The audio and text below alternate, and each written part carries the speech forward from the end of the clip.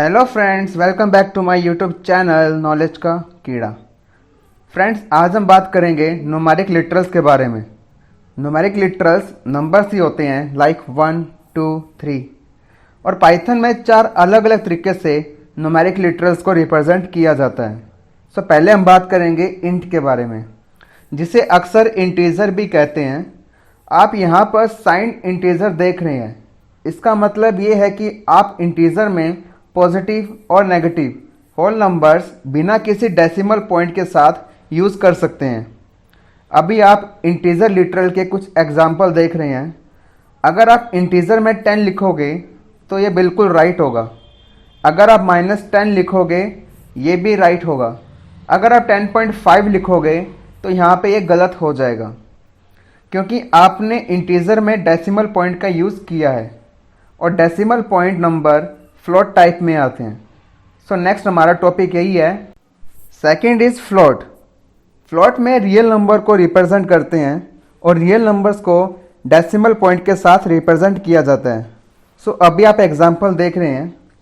अगर आप फ्लोट में 10.5 लिखोगे सो ये फ्लोट के अंदर बिल्कुल सही है। अगर आप 12.5 लिखोगे तो यह भी फ्लोट के अंदर सही है। अगर आप ओनली 10 लिखोगे तो यहाँ पे ये गलत हो जाएगा, क्योंकि आपने इस नंबर में डेसिमल पॉइंट का यूज़ नहीं किया।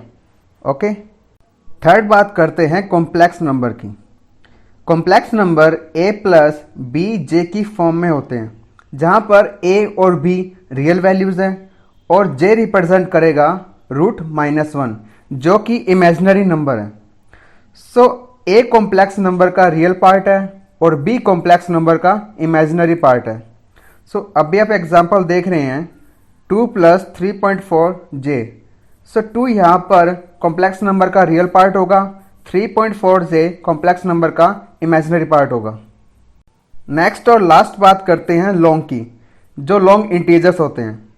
लोअर केस या अपर केस एल के साथ लॉन्ग इंटीजर को रिप्रेजेंट किया जाता है। For example 148,325L।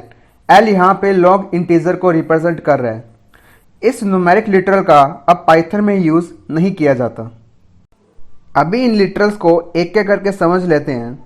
तो पहले बात करता हूँ इंटीजर लिटरल्स की। इंटीजर लिटरल्स होल नंबर होते हैं जहाँ पर फ्रैक्शनल पार्ट का यूज़ नहीं होता। जैसा कि मैंने बताया था कि इंटीजर लिटरल के अंदर डेसिमल पॉइंट का यूज़ नहीं होता। पाइथन 3 टाइप्स के इंटीजर लिटरल्स को अलाउ करता है। फर्स्ट आता है डेसिमल इंटीजर लिटरल्स। अगर आप कोई नंबर लिख रहे हैं, उसकी रेंज 0 से 9 के रेंज में आती है, जैसे 79, 67, ये डेसिमल इंटीजर लिटरल्स हैं। सेकंड आता है ऑक्टल इंटीजर लिटरल्स। अगर वो नंबर 0 से 7 की रेंज में आते हैं, फॉर एग्जांपल 40, 45, 63, तो ये ऑक्टल इंटीजर लिटरल्स हैं। थर्ड आता है हेक्साडेसिमल इंटीजर लिटरल्स। अगर वो नंबर 0 से 9 और A से F तक की रेंज में आता है, for example ABC, DCA, 14A, ये सभी हेक्साडेसिमल इंटीजर लिटरल्स हैं। सो अभी इस टॉपिक के बारे में एक अलग से वीडियो बनाऊंगा ताकि आप इन टॉपिक को अच्छे से समझ सकें। नेक्स्ट बात करते हैं फ्लोटिंग पॉइंट लिटरल्स की। फ्लोटिंग लिटरल्स को रियल लिटरल्स भी कहते हैं। रियल लिटरल्स वो होते हैं जिसमें फ्रैक्शनल पार्ट होते हैं, जहाँ पर डेसिमल पॉइंट का यूज़ होता है।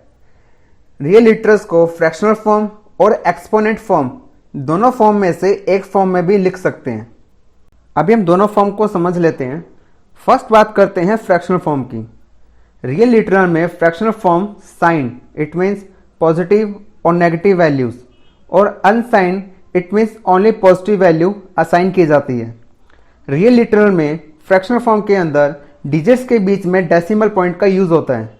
फॉर एग्जांपल 2.0, 17.5, -13.0, ये सभी फ्रैक्शनल फॉर्म होती है। सेकंड बात करते हैं एक्सपोनेंट फॉर्म की।